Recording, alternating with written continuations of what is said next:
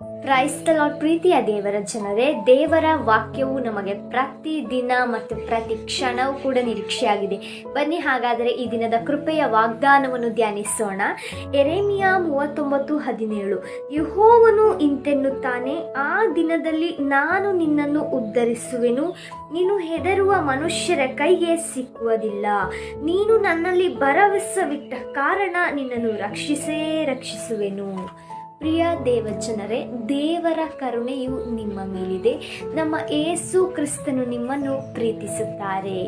ಪ್ರಿಯರೇ, ನಿಮ್ಮ ವಿಷಯದಲ್ಲಿ ಆತನು ಉತ್ತಮವಾದದ್ದನ್ನೇ ಸಿದ್ಧಪಡಿಸಿದ್ದಾರೆ.